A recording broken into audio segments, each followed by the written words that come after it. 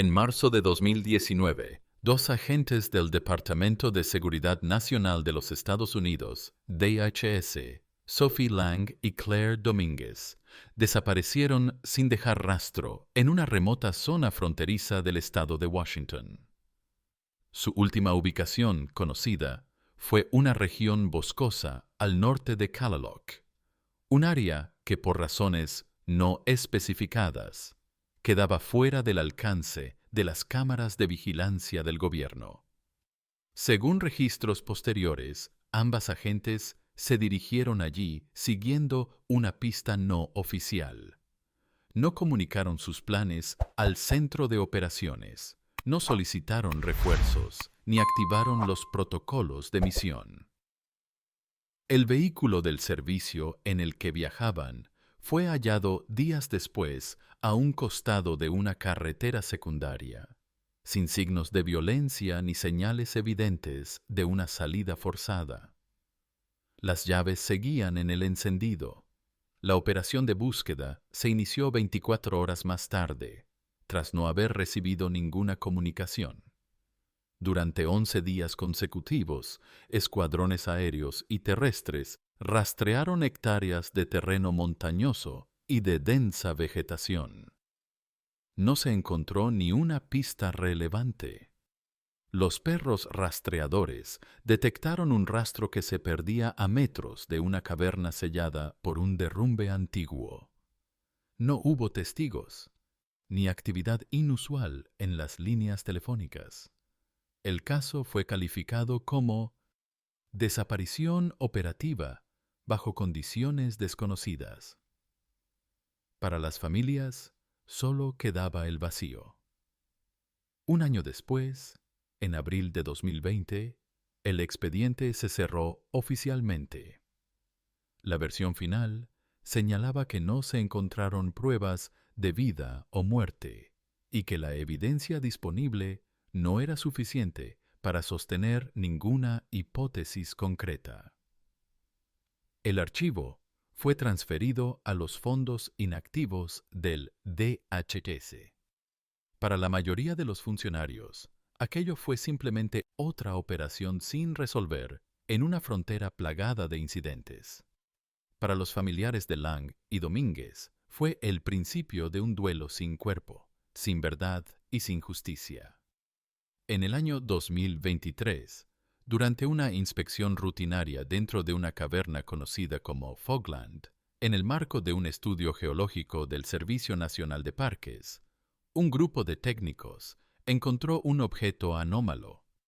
un transmisor de radio con etiqueta del DHS, escondido detrás de una formación rocosa. A pesar del deterioro, el número de serie seguía visible. Al ingresar los datos en la base del departamento, se confirmó que el transmisor había sido asignado a Sophie Lang.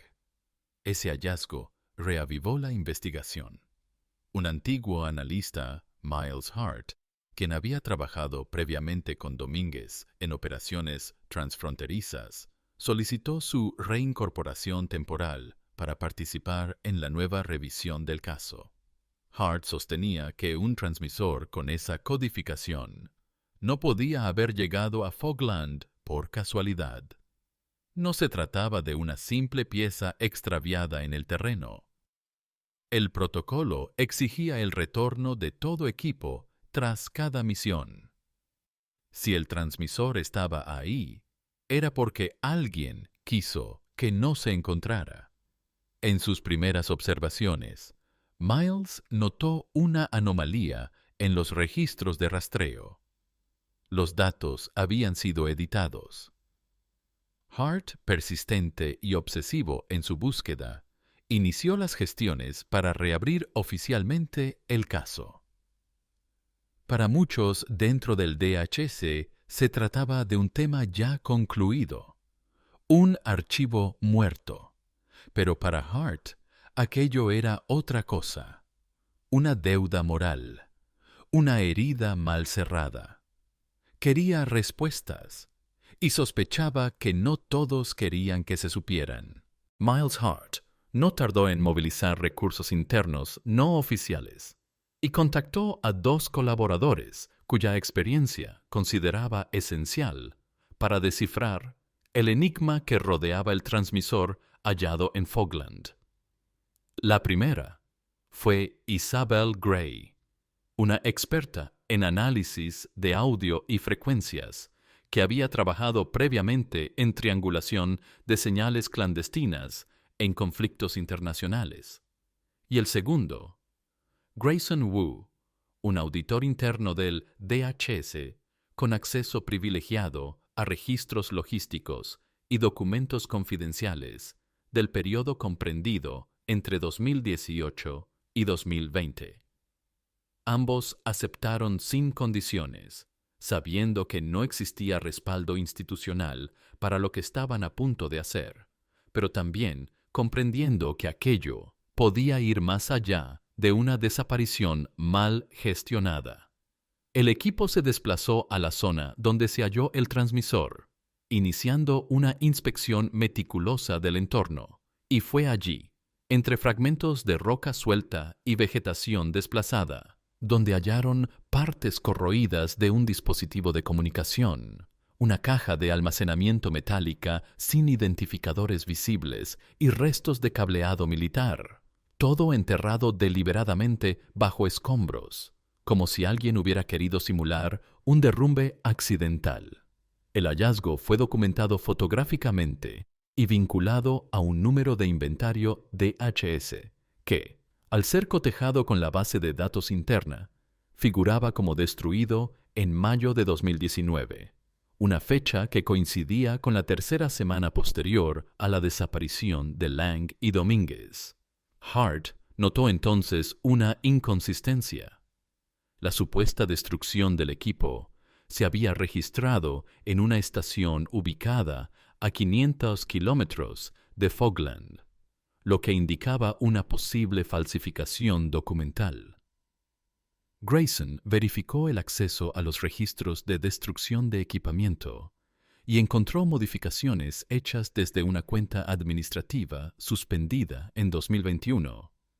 lo que implicaba un intento posterior de encubrir o desviar la trazabilidad de los objetos. En paralelo, Isabel se centró en la limpieza y restauración de fragmentos de audio extraídos del dispositivo dañado, logrando recuperar secuencias muy breves que mostraban un patrón de alarma seguido por un ruido intermitente de motor. A través del análisis espectral y comparación con registros de frecuencia, pudo determinar que el sonido correspondía a un modelo específico de vehículo utilitario empleado por unidades fronterizas del DHS entre 2016 y 2020. Un modelo que, según el archivo logístico, solo estaba asignado a misiones de vigilancia rural en corredores de difícil acceso. La correlación entre el tipo de vehículo, el lugar del hallazgo y el historial de desaparición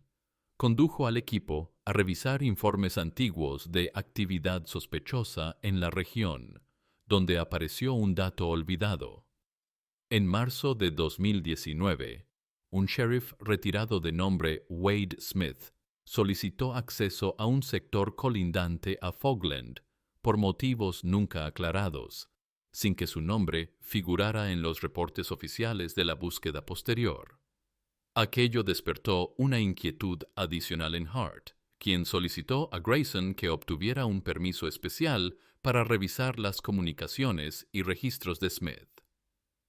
La solicitud fue aprobada mediante un vacío legal que permitía auditar contactos de personal con licencias vencidas en casos vinculados a operaciones abiertas. Y fue así como descubrieron que Smith mantenía vínculos con una serie de empresas de transporte privado registradas con direcciones postales que coincidían con zonas logísticas de acceso restringido. Mientras la tensión aumentaba dentro del equipo, Hart comenzó a elaborar un mapa de relaciones cruzadas entre personal operativo desaparecido, registros modificados y zonas sin cobertura de vigilancia.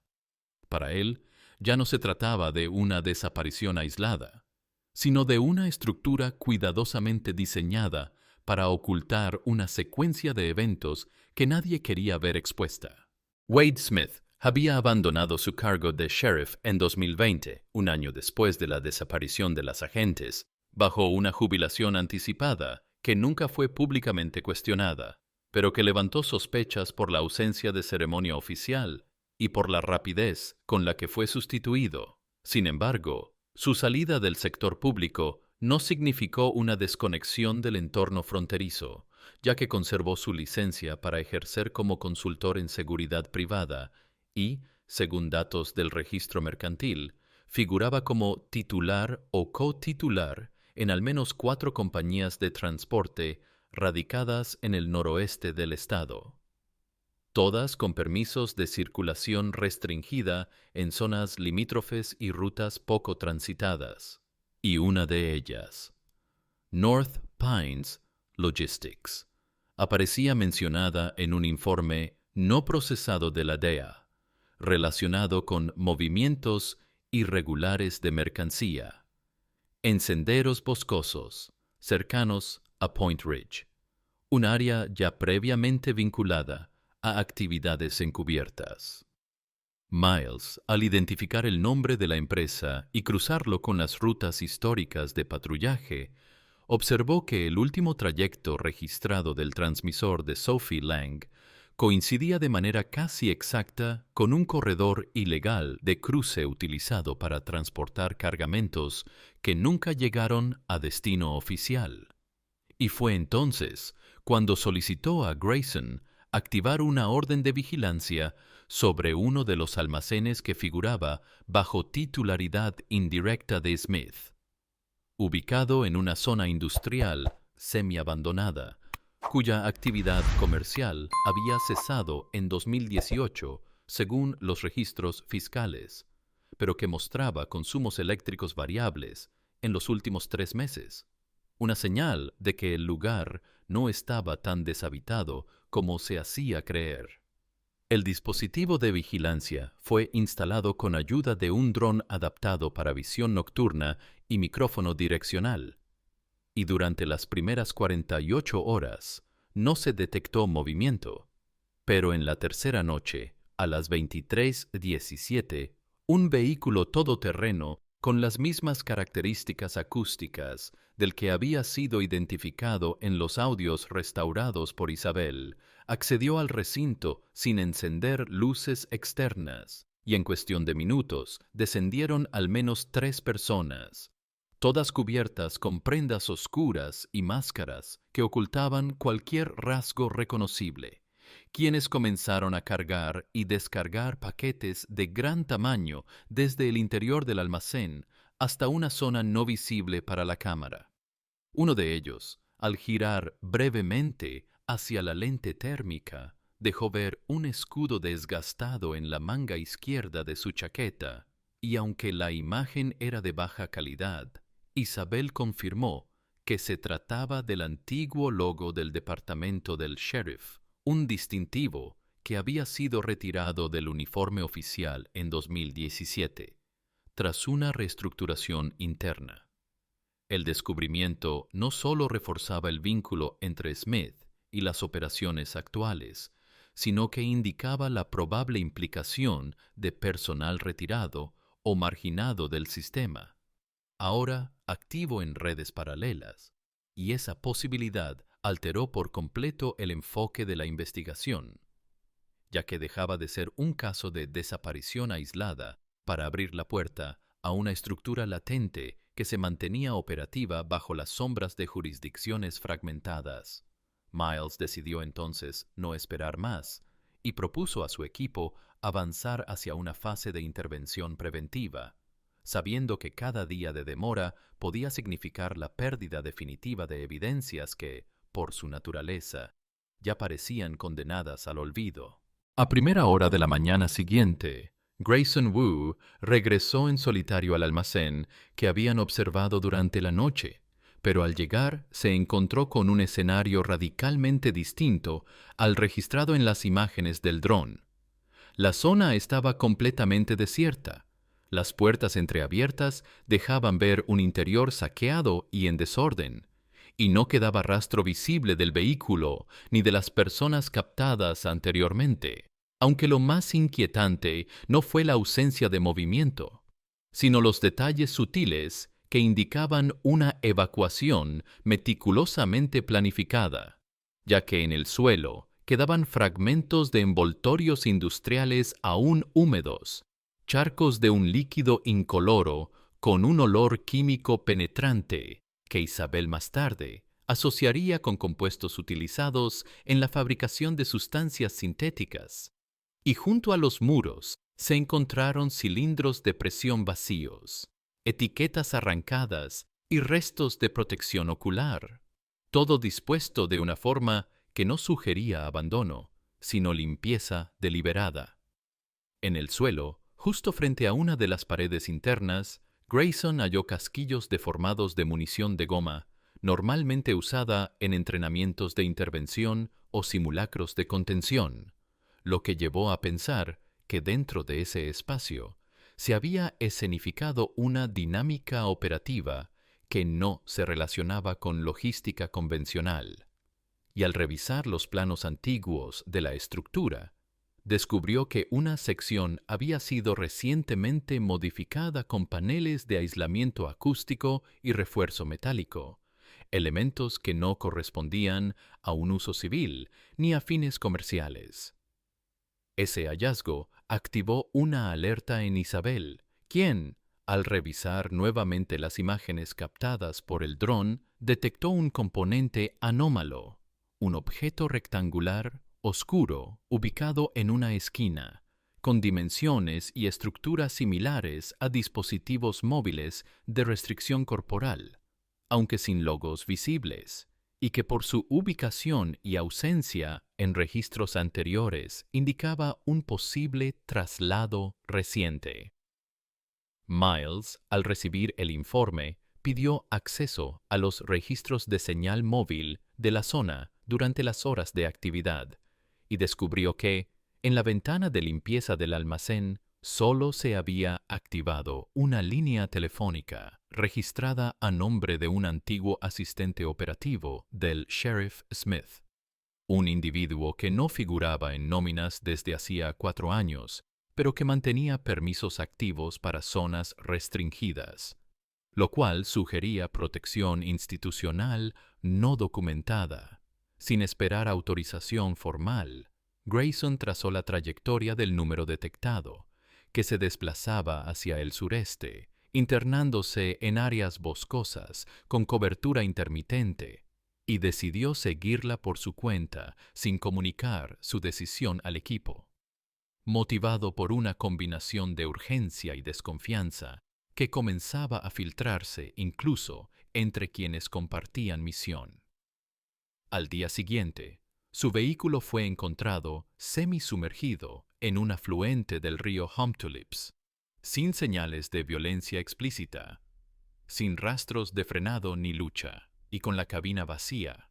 como si el trayecto hubiera terminado por decisión propia o por una fuerza que no dejó huellas visibles. El impacto emocional de la desaparición de Wu sacudió a Miles e Isabel, quienes, pese a la creciente presión institucional por cerrar el caso, solicitaron una extensión formal de la investigación, pero la dirección del DEKS, alegando falta de pruebas concluyentes y riesgos de exposición mediática, ordenó suspender todas las operaciones de campo, archivando los documentos recientes bajo sellos de seguridad temporal, en una maniobra que para el equipo no fue más que el inicio de una campaña de silencio. Isabel Gray, aún afectada por la desaparición de Grayson Wu y desconfiando cada vez más de los canales oficiales, decidió continuar la investigación por su cuenta utilizando el equipo técnico que conservaba del proyecto inicial, y concentró su atención en las señales de baja frecuencia captadas en la región de Fogland, especialmente aquellas que no correspondían a fuentes naturales ni infraestructuras conocidas, descubriendo que, en intervalos regulares y durante franjas horarias nocturnas, se emitían pulsos electromagnéticos propios de transmisores analógicos, cuya existencia implicaba la presencia de dispositivos en funcionamiento en una zona que, según el DHS, estaba completamente desactivada desde hacía años, lo cual reforzaba la hipótesis de una actividad encubierta aún en marcha. Al compartir los datos con Miles Hart, ambos acordaron realizar una incursión nocturna sin respaldo ni permisos, conscientes de que cualquier solicitud formal sería interceptada o denegada, y así, con equipos de visión térmica, detectores de pulsos y grabación portátil, iniciaron un rastreo silencioso por los márgenes de la zona boscosa, hasta que, tras 4 horas de búsqueda meticulosa, localizaron una estructura semienterrada en un claro sin acceso visible por tierra, oculta tras un enrejado de raíces y cubierta por material reflectante que interfería con las señales de rastreo aéreo. El lugar resultó ser un búnker alimentado por una fuente eléctrica autónoma, equipado con generadores de respaldo, sistemas de refrigeración industrial y una red interna de servidores que, por su configuración, no se encontraba conectada a ninguna red exterior, lo que indicaba un nivel de aislamiento diseñado para operar fuera del control institucional. Y en una de las mesas centrales, entre carpetas deterioradas y material impreso, hallaron una fotografía en papel mate,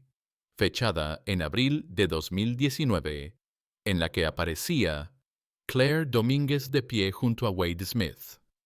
ambos en posición frontal, sin señales de coacción, pero con rostros que no transmitían cercanía ni consentimiento. Una imagen que, por sí sola, anulaba la versión oficial sobre su desaparición y demostraba que al menos una de las agentes había permanecido con vida durante semanas tras el cierre de la búsqueda. Mientras Isabel procesaba los registros de las cámaras internas, descubrió secuencias que mostraban a Domínguez moviéndose por el recinto, recibiendo atenciones médicas básicas y utilizando espacios reducidos que, por su disposición, sugerían una rutina forzada más que voluntaria, lo que intensificó la tensión dentro del equipo improvisado, que ahora se resumía en 2 personas que desconfiaban incluso de las instituciones que antes representaban. En el momento en que Miles intentaba extraer parte del contenido digital de los servidores, se produjo un corte repentino de energía que oscureció por completo la estructura, seguido de una alteración en el sonido ambiente que precedió la aparición de una silueta armada en el acceso principal. Y en la confusión del instante, Isabel perdió el equilibrio y cayó, pero logró mantener el dispositivo de grabación activo mientras Miles la asistía, escapando ambos por una vía lateral entre raíces y desniveles que les permitió evadir al atacante sin dejar rastros inmediatos, llevando consigo el archivo visual que cambiaría el curso de la investigación y que, por primera vez, ofrecía una prueba tangible de que lo ocurrido no era resultado del azar ni de una mala operación, sino de una cadena de decisiones cuidadosamente calculadas para no dejar huellas. En la sede central del DHS, el video rescatado del búnker generó una reacción inmediata pero desigual, ya que mientras un grupo reducido de analistas insistía en su veracidad y relevancia, los niveles superiores del organismo activaron protocolos de revisión que ralentizaron cualquier avance oficial, permitiendo solo el acceso parcial a los materiales, los cuales fueron catalogados como información sensible de origen no verificado, una etiqueta que, en la práctica, congelaba cualquier posibilidad de uso procesal. Sin embargo, Miles Hart, gracias a contactos previos y a su posición transitoria como consultor, logró que un equipo forense analizara las grabaciones en un entorno aislado, confirmando que Claire Domínguez había permanecido en ese lugar al menos 27 días después de su desaparición y que su estado físico y anímico, visible en las secuencias, mostraba un deterioro progresivo compatible con privación prolongada, manejo médico básico y aislamiento, lo cual fue corroborado por la recuperación parcial de registros clínicos encontrados en los servidores, donde constaban anotaciones de constantes vitales, reacciones a sedantes y observaciones de comportamiento, todos firmados bajo seudónimos que, al ser rastreados, remitían a identidades ficticias utilizadas en programas de contención no regulados. Entre los documentos, una hoja sin membrete describía un traslado que terminó sin éxito, acompañado de una anotación marginal donde se sugería un incidente respiratorio durante el desplazamiento, lo que, unido a la falta de registros posteriores y a la desaparición definitiva de Domínguez del material grabado, llevó al equipo a concluir que la agente no sobrevivió más allá del intento de reubicación, aunque no se encontró acta de defunción ni evidencia de entierro,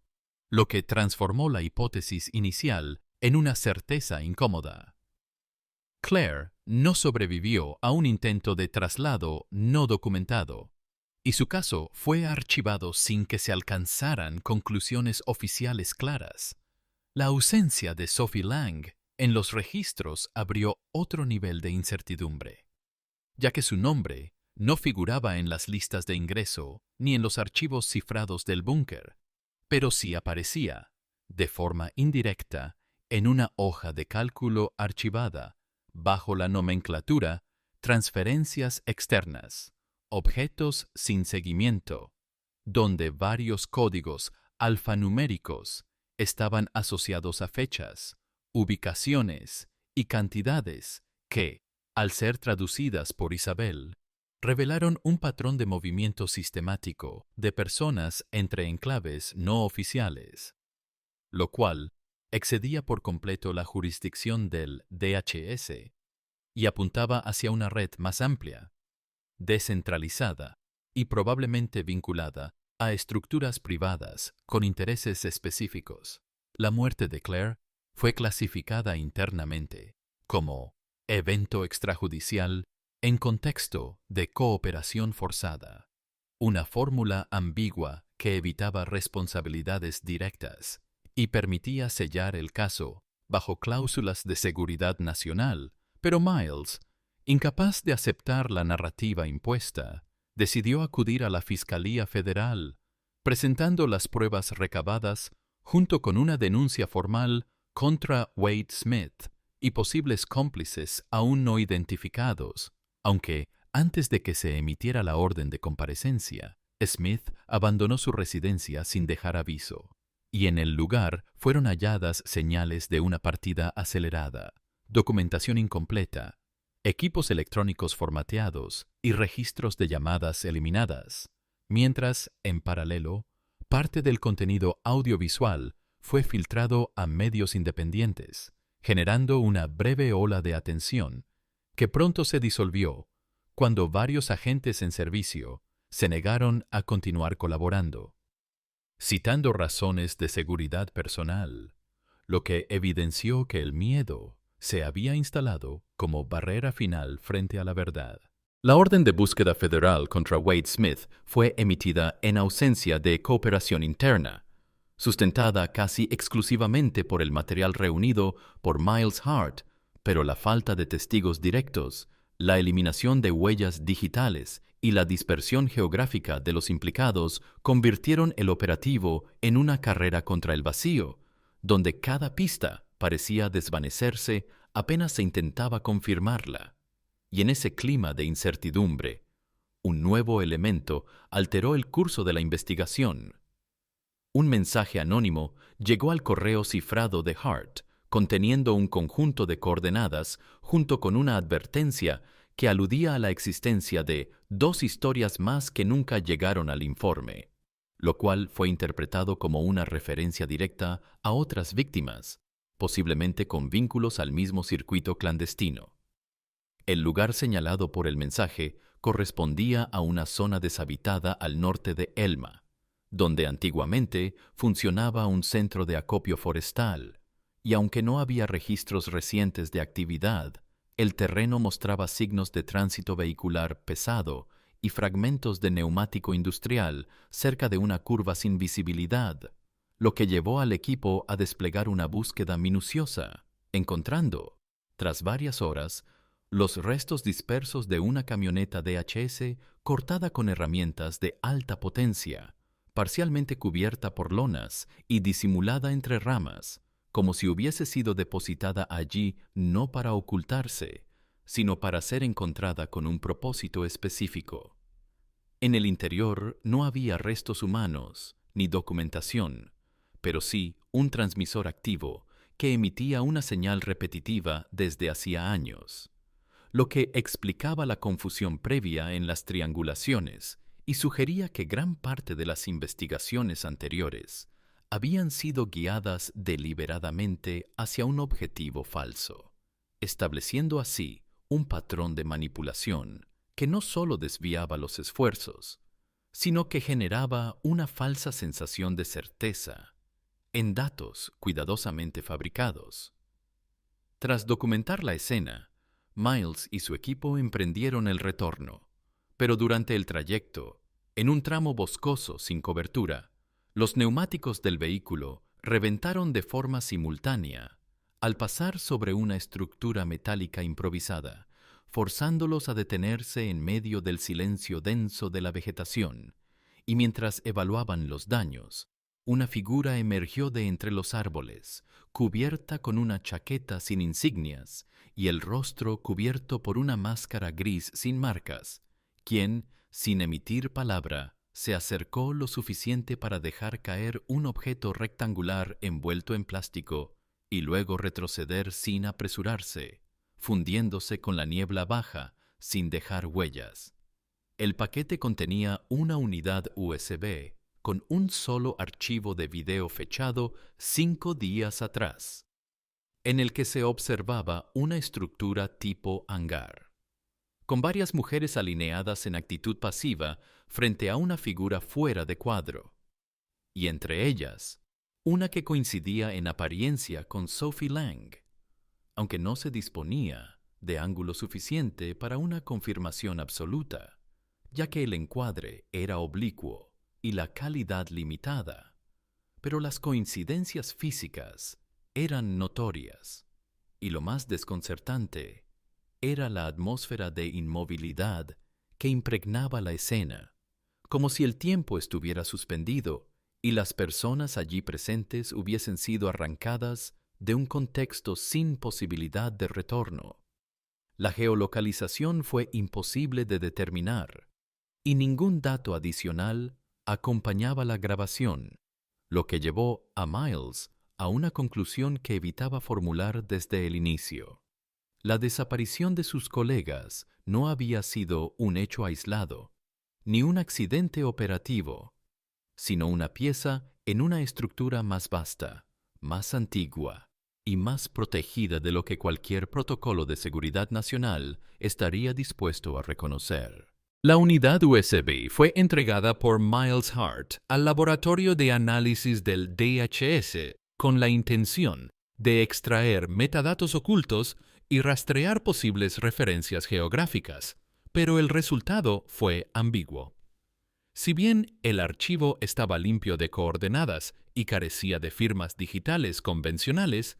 el equipo logró identificar un emblema apenas visible en uno de los extremos del hangar, una marca perteneciente a una empresa con sede en Panamá, registrada bajo el nombre de una firma logística que había aparecido en reportes marginales relacionados con rutas de migración irregular y operaciones de transporte no reguladas en América Central. Y aunque el vínculo no era suficiente para establecer una conexión legal directa, Miles interpretó el hallazgo como una pista más dentro de una cadena de indicios que ya no podían considerarse coincidencias aisladas, sino elementos interconectados dentro de un patrón globalizado, donde las víctimas no eran individuos reconocibles, sino entidades sin nombre clasificadas como componentes de tráfico, recurso o contenedor, según el sistema que las manipulara. Sin embargo, antes de que el análisis avanzara, se produjo un nuevo quiebre. Isabel Gray, pieza clave del equipo y única testigo del búnker junto a Hart, desapareció sin previo aviso durante una escala técnica en Washington,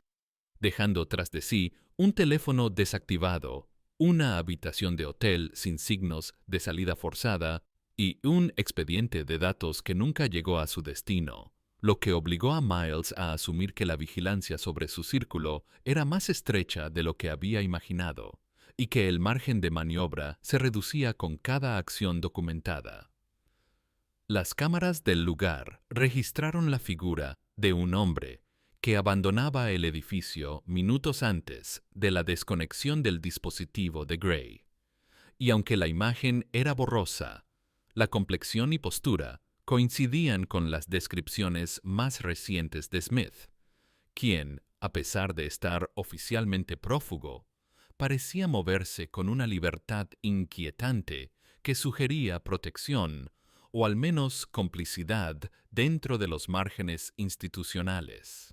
Ante la falta de apoyo, Miles decidió crear un archivo paralelo fuera de la red oficial, reuniendo copias de todos los materiales disponibles y construyendo un expediente estructurado que pudiera ser entregado a instancias externas si llegaba el momento.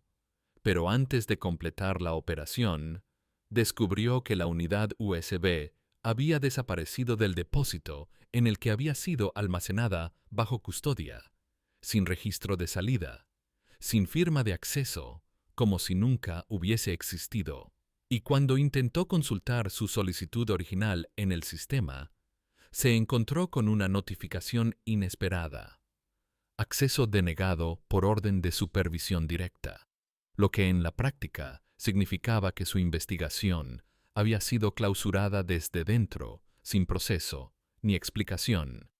reduciendo todo su esfuerzo a una operación invisible para el archivo estatal. En los medios no se publicó ninguna mención del caso, ni de las desapariciones, ni del fugitivo, ni del video, y la narrativa oficial giró hacia una campaña de reestructuración de seguridad fronteriza bajo una nueva doctrina de eficiencia, enterrando toda referencia al operativo iniciado en 2019. Días después, Miles fue notificado de su desvinculación como asesor temporal y su perfil digital fue eliminado del directorio, y comprendió entonces que lo que había comenzado como una búsqueda de respuestas se había convertido en una amenaza para una red cuya existencia dependía precisamente de no ser nombrada. 2 meses después de su desvinculación del DHS, tiempo después, Miles Hart fue encontrado sin vida en un lugar remoto y las autoridades clasificaron el fallecimiento como un evento sin indicios de terceros, aunque las circunstancias generaron interrogantes. Ubicada a menos de 12 kilómetros de la frontera estatal, en una región sin cobertura, donde las señales satelitales eran intermitentes y el tránsito humano prácticamente inexistente. La identificación fue confirmada mediante huellas dactilares y un reloj digital que aún conservaba la última sincronización con su servidor personal, aunque el reporte oficial no incluyó detalles sobre las circunstancias del hallazgo, limitándose a describir el desenlace como un acto voluntario, pese a que varios elementos del entorno, como el orden anormal de la escena, la ausencia de notas o dispositivos personales y la falta, generaron dudas entre quienes habían trabajado junto a él, pero que, enfrentados al cierre prematuro del caso, optaron por no emitir declaraciones públicas. Su perfil fue eliminado del sistema en menos de 24 horas, y los archivos asociados a sus investigaciones fueron marcados como inaccesibles por orden superior, lo que provocó que sus últimos movimientos quedaran fuera de todo registro institucional, como si su trabajo nunca hubiera existido. Sin embargo, en una red interna no autorizada, utilizada por antiguos agentes para intercambiar información sensible fuera de los canales oficiales, apareció un archivo cifrado bajo el nombre Lang Dominguez Hart Last Vault,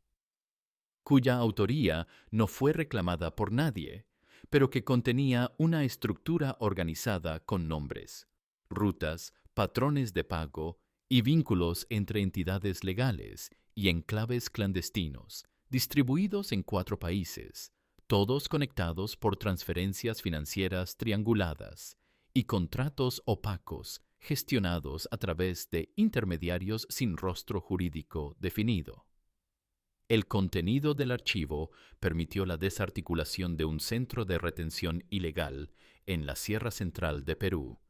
donde fueron liberadas 48 personas registradas como desaparecidas en diferentes jurisdicciones de América Latina, aunque ninguna fuente oficial relacionó públicamente el operativo con Hart ni con el material filtrado, y los medios informaron que la operación se desarrolló como parte de una colaboración internacional, sin precisar el origen de la información clave. Su nombre no fue mencionado en ningún comunicado, y las víctimas rescatadas no recibieron indemnización ni atención posterior significativa, permaneciendo bajo tutela temporal en instalaciones cuya ubicación no fue divulgada por razones de seguridad. Mientras tanto, en el lugar donde se encontró el cuerpo, apareció una cruz de madera sin inscripción visible, clavada en la tierra húmeda junto a una flor blanca que fue renovada días después por una mujer no identificada, captada por una cámara de monitoreo de fauna que operaba en las cercanías, vestida con un abrigo largo y sombrero oscuro, cuya presencia no fue reportada a las autoridades, pero que fue interpretada por algunos como el último gesto silencioso de una historia que se resistía a desaparecer del todo. En los canales oficiales, la historia había terminado, el expediente estaba cerrado, y las instituciones implicadas se habían replegado tras el lenguaje técnico y el protocolo. Pero en ciertos círculos, las piezas del caso seguían circulando como fragmentos de un rompecabezas que nadie quería completar, porque cada nuevo hallazgo confirmaba una verdad incómoda: que los sistemas creados para proteger podían también encubrir, y que, en algunas desapariciones, el silencio no era consecuencia, sino propósito. En el año 2023, un grupo independiente de periodistas de investigación anunció el inicio de un proyecto documental centrado en la desaparición de las agentes Sophie Lang y Claire Domínguez, prometiendo un enfoque basado en archivos desclasificados, testimonios no oficiales y análisis forense de datos omitidos por las autoridades. Pero desde el primer momento enfrentaron una serie de obstáculos legales, entre ellos demandas por difamación, requerimientos judiciales por supuesta obtención ilícita de información. El equipo enfrentó obstáculos legales y técnicos que impidieron la continuación del proyecto, derivando en su pausa temporal y en la retirada de varios miembros tras solo 3 semanas de trabajo. Mientras uno de los reporteros, en una entrevista final antes de desaparecer del ámbito público, declaró que había sido seguido por personas sin identificación durante varios días y que su buzón electrónico había sido intervenido por una dirección institucional enmascarada. En paralelo, una revisión rápida de los archivos internos del DHS mostró que no existía ningún caso abierto o cerrado bajo los nombres Lang, Domínguez o Hart, y que varios intentos por obtener información oficial fueron denegados por motivos de clasificación confidencial, lo que impidió verificar datos clave del caso relacionados con operaciones en la frontera norte entre 2018 y 2020. una categoría que solo se asignaba a documentos considerados sensibles para la seguridad nacional o vinculados a acuerdos de cooperación transnacional, con cláusulas de confidencialidad permanente. Wade Smith, por su parte, ya no figuraba como prófugo ni como persona de interés en ninguna base de datos judicial. Su estatus legal fue borrado sin notificación, y su nombre dejó de aparecer incluso en registros civiles básicos, como si su existencia hubiera sido oficialmente retirada del marco administrativo, lo que reforzó la impresión de que toda la operación había sido absorbida por una lógica de borrado sistémico, no solo de personas, sino de trayectorias, vínculos, preguntas y responsabilidades. Mientras tanto, en el discurso público, el vacío dejado por estas ausencias fue reemplazado por la promoción de una nueva estrategia de seguridad fronteriza basada en la eficiencia, la tecnología predictiva y la colaboración interinstitucional, con énfasis en resultados y estadísticas, sin referencias a errores, víctimas o procesos oscuros, y en ese contexto, las familias de los involucrados nunca ofrecieron declaraciones, no por falta de voluntad, sino por las familias evitaron pronunciarse públicamente, posiblemente por el desgaste emocional acumulado y la falta de respuesta institucional durante años. Sin embargo, en determinadas regiones, en tablones comunitarios, paradas de autobús o interiores de buzones postales, comenzaron a aparecer recortes de periódicos sin firma, fotografías de Sophie y Claire con fechas impresas en los bordes, mapas subrayados con tinta azul y copias deterioradas de rutas logísticas, como si alguien, desde un lugar sin nombre, insistiera en que la historia debía seguir circulando aunque nadie la pronunciara en voz alta, porque, más allá de los documentos perdidos, de las grabaciones borradas y de los cuerpos no recuperados, lo que quedaba era una ausencia tan densa que se volvía tangible, una presencia silenciosa que no buscaba justicia institucional ni compensación, sino memoria, una que no dependía de archivos, sino del gesto de quienes, en medio del ruido, eligieron seguir recordando. Gracias por ver esta historia. Explora complejos dilemas morales, el peso del pasado y las consecuencias de ocultar la verdad. Esta trama invita a reflexionar sobre el poder de la elección y la responsabilidad por nuestras acciones. El propósito de esta historia es invitar a la reflexión sobre cuestiones morales y éticas, y no justificar ni aprobar las acciones de los personajes. No apoyamos ni justificamos las acciones del protagonista, en particular, sus intentos de ocultar la verdad y evadir la responsabilidad. Por el contrario, la historia muestra cómo las malas decisiones pueden tener consecuencias devastadoras y resalta la importancia de la honestidad, la responsabilidad y el arrepentimiento. Invitamos a los espectadores a no imitar una acción destructiva o ilegal descrita en la historia en sí. Usted o alguien cercano se encuentra en una situación moral o vital difícil. No duden en buscar ayuda de profesionales o de organizaciones de apoyo. Recuerden, la verdad y la responsabilidad siempre son la mejor elección.